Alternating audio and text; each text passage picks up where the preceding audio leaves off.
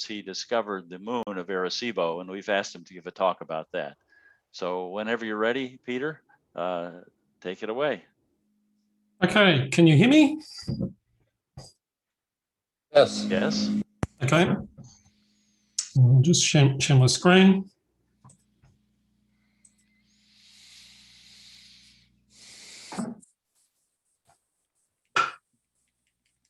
Okay, can you see that? Yes.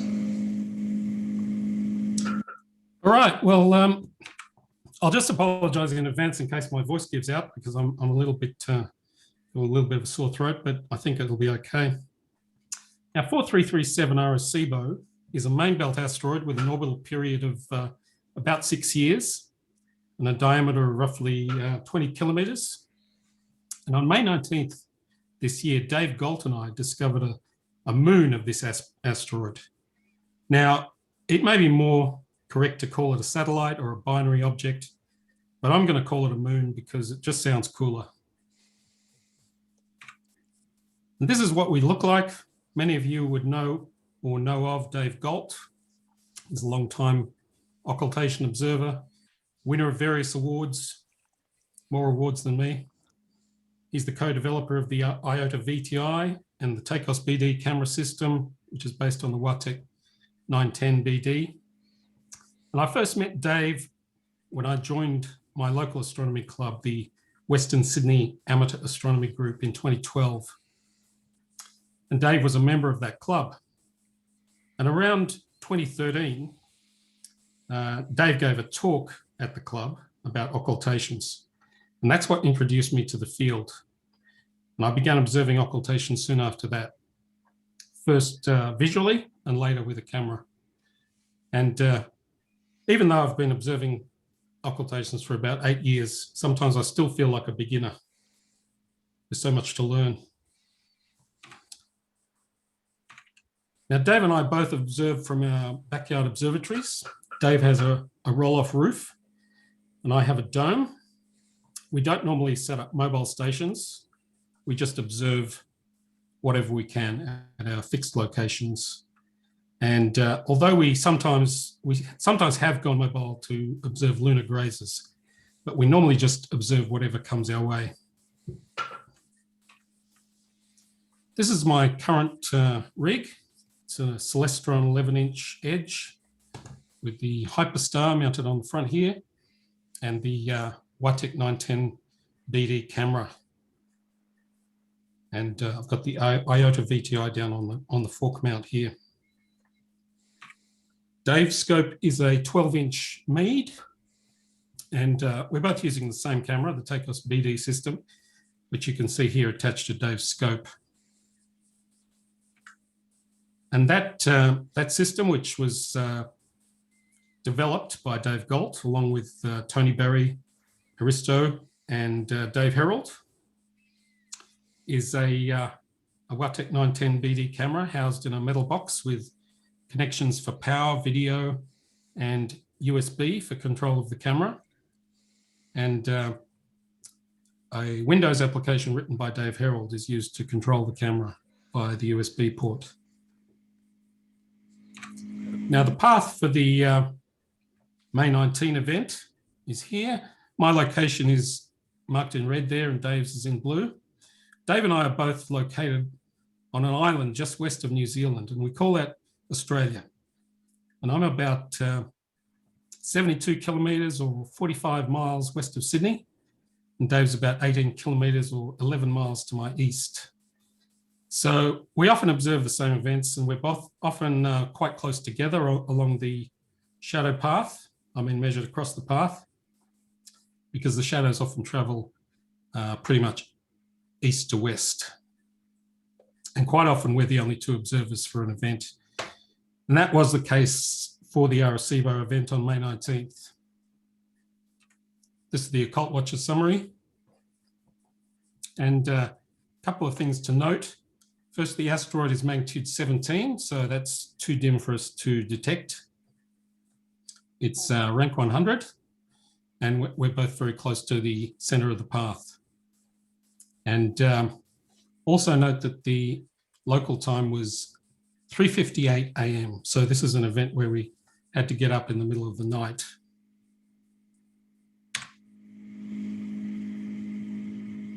Now, I make YouTube videos about some of the more interesting occultations, and so I usually record my screen during events.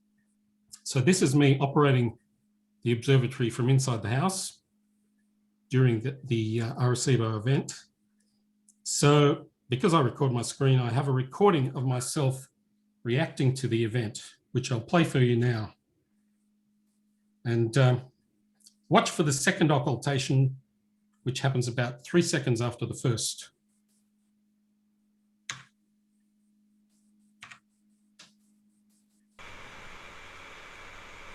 Oh, yes. Oh, and back. Nice. So you can see from this video that once I saw the star reappear, I looked away and I completely missed the second event. I'll play it one more time and notice that the second occultation occurs just when I start to say, nice.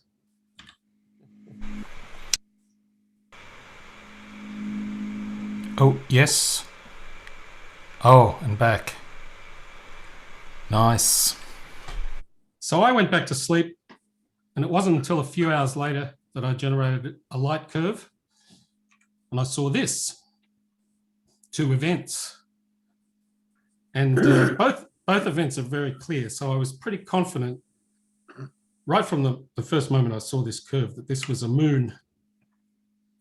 To make sure it wasn't a tracking error, I stepped through the video frame by frame, and I could clearly see the star disappearing twice. Now, of course, it might be caused by a bird flying in front of the telescope or some other atmospheric phenomenon. But of course, if Dave got the same thing, then we might really have something. So while we're observing, Dave and I and other observers in this region normally talk to each other via the online chat feature on the Groups IO site. So Dave told me in the chat right after the event that he got a positive as well, but neither of us noticed anything unusual during the event. So at about 10:30 a.m. the next morning, or actually later the same morning, I emailed this light curve to Dave, but he was at work and he hadn't generated his own light curve yet. So he replied to my email like this. But later that evening, when he got home, he called me and said that his video also showed a double event. And this is what Dave's light curve looked like.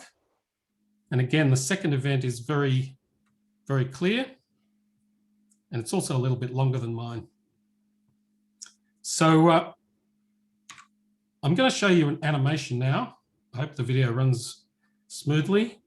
This shows both our videos, and to the right of each video is the corresponding light curve. And these are synchronized. So you'll see that you can see Dave gets the shadow first, and I get it a couple of seconds later because, as I mentioned, Dave's to my east. So the shadow arrives at his site first.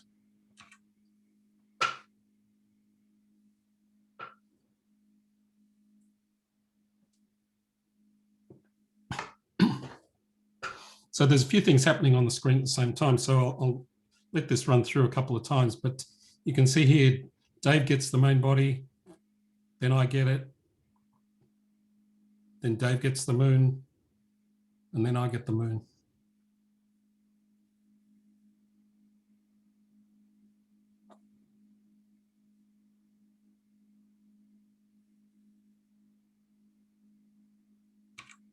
So does that technically mean that I discovered it first, Peter? You discovered it first, but I saw it first. Yeah. So I was the first person in the world to know that it had a moon. Oh, yeah. All right. Good on you. I'll give you that one. Yeah, you were too slack in not generating your light curve quickly. Yeah, but I had to work. Who reported it first? That's always what counts. So this was the initial chord plot, and there were 3 neowise measurements for the diameter of this asteroid, ranging from 17.7 to 19.6 kilometers. So our chords for the main body were consistent with those. As I mentioned, our 2 chords are very close together, about 0.7 kilometers, and they're close to the edge of the moon, making it difficult to get a good measurement of the moon's diameter.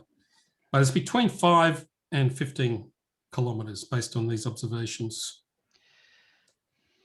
Now, of course, all this is based on the assumption that the 2 events were caused by 2 objects, like this. One object comes in and occults the star, then the smaller object, giving a light curve like what we saw. But Dave Herold alerted us to the possibility that our results might be explained by a single body occulting 2 components of a double star. So this is the scenario: 2 stars separated by a bit more than the asteroid's diameter are occulted one by one by a single object. And that could perhaps produce a light curve like what we saw. So could this explain our results? Well, Dave Herold helped us to analyze our videos to see if we could rule out the double star hypothesis. Now, the key to it was that in this scenario, there's always at least 1 star visible, 1 star that's not occulted. So if our cameras were sensitive enough, the unocculted star would be visible in our recordings. So if we could demonstrate that our recordings show stars dimmer than the brighter component of the supposed double star, and that they did not show the target star during their occultations, that should prove that a double star could not be the explanation. So the reasoning went like this. First, the asteroid was magnitude 17, too dim to be detected, and the target star was magnitude 13.6. So assuming it's double and the components are of equal brightness, then each component would be magnitude 14.4. And of course, if they were of unequal brightness, then one would be dimmer and the other brighter than 14.4. So during at least one of the 2 occultations, a star of magnitude 14.4 or brighter should still be visible.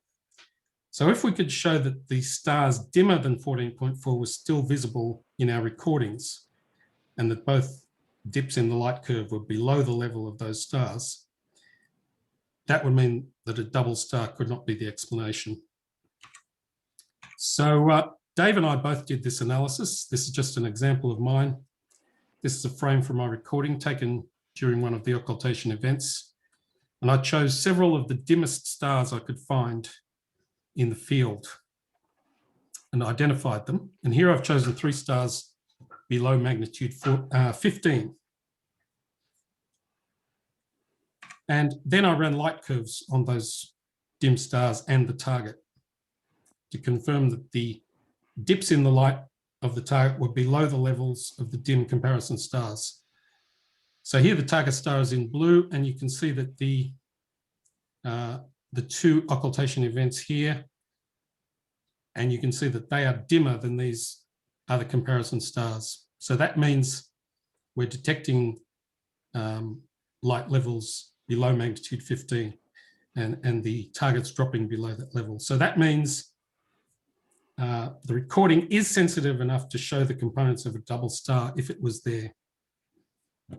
So we're pretty confident that rules out the possibility of a double star. So having satisfied ourselves that the double star hypothesis was disproven, we felt confident enough to announce the possible detection of a satellite by the Central Bureau for Astronomical Telegrams. So we sent that about 10 days after the event. However, before it got published, all of that analysis that I just went through, ruling out the double star, became redundant. Because on June 9th, 3 weeks after our observations, there was another favorable occultation by Arecibo across the Western US. And these 2 intrepid observers Kirk Bender and Richard Nolthenius decided to try to observe it. And it was not an easy event to observe. It was happening at about 4 a.m. local time. And they had to drive about 220 miles round trip. And this photograph was not taken on that day. It was taken on another occasion. But Richard and Kirk set up their mobile stations about 5 kilometres each side of the centre line. And here are a couple of pictures that Richard took at his observing site. And when I woke up on the morning of June 10th, I found an email from David Dunham, which was forwarding an email from Richard, which said that both Richard and Kirk got good recordings, both with double occultations. So that confirms the existence of the moon. And I was amazed because I really expected that it would take months or maybe even years to get confirming observations. But this only took 3 weeks.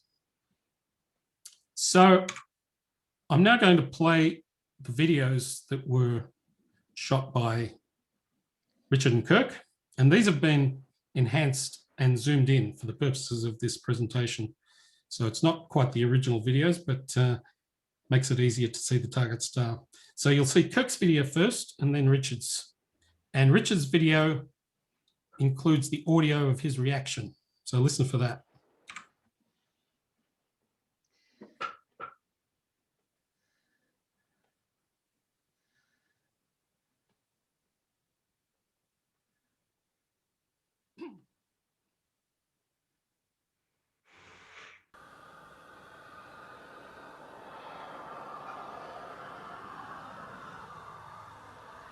Yes.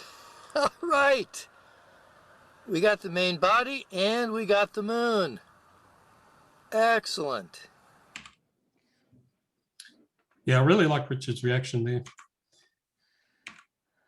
We only had 8-inch telescopes. You guys got the 12 inches. Still got a pretty good detection though. Yeah. Thanks for the enhancement. No worries. So the chords are very nicely spaced to cover the moon. And so from this event, we got a good diameter measurement of about 13 kilometers for the moon. And of course, with these observations by Richard and Kirk, the case for a moon became very strong. So we decided that the double star hypothesis was now implausible and that our earlier analysis of the dim stars in our recordings was redundant. So we sent an updated CBET telegram to include the new observations, and we omitted the earlier double star analysis. And that was published on June 20th, about a month after the initial discovery. Now, that's almost all I have. I'll mention though that we have a campaign website. Hristo mentioned it briefly, which is hosted on my observatory website, hazelbrookobservatory.com. I'll paste the URL in the chat when I finish the talk. And on that page, there are several tabs with a lot of information in more detail than what I've covered today. I just want to add, Peter, that if people have the events in the Occult Watcher with the new feed with the Arecibo campaign, if they click, there's a new link at the bottom of Occult Watcher. If you click on this link, this will go directly to your website of the campaign as well. Right, great. And yes, also Occult Watcher Cloud has a page for the Arecibo moon. It has the tag Arecibo moon, and you can subscribe to that tag in Occult Watcher, as Hristo mentioned in his talk. So the future occultations by Arecibo will appear in your feed. And of course, we encourage observers to keep an eye out for suitable events to observe so that we can nail down the orbit of this moon. And again, I'll paste the URL in the chat as soon as I finish. And I'll also just for Antarctica to record that one. Good, excellent. And I'll just mention my YouTube channel, The Wonky Astronomer, where I make astronomy videos, including videos about the more interesting occultations. And I'm currently working on a video about the Arecibo moon discovery. And I hope that will be published in the next week or so. So thanks for listening, and I'll answer any questions if I can. I think I'm Yeah, pretty I much have a on time. question, Vince here.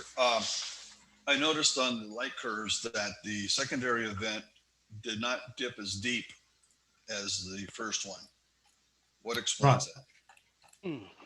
Let me just go back to that. That one? That's, Well, give or take There's noise. centered around 0. That's It's yeah. still within the noise band.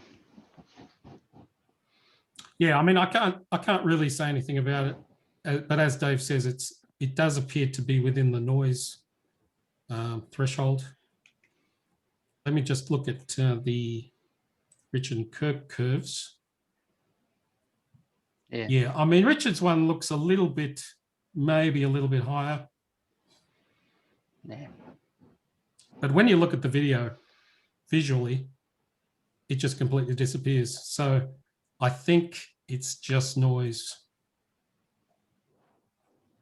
Could it be diffraction? That the moon is small enough that it's approaching the significant apparent size of the star? Yeah, I mean, you're that's possible. Yeah. We Yeah, haven't really looked into that. our satellite events were only 1 second long. I know they're longer than the Discovery, but still pretty short. Okay. Well, Well, I just think it's noise, and maybe a skosh bit of light from the asteroid itself. Richard and Dave, Oliver Kloss has asked you to write an article for the Occult Watcher journal, for the Journal of Occultation Astronomy. Excuse me, and that's something to consider. I'm sure they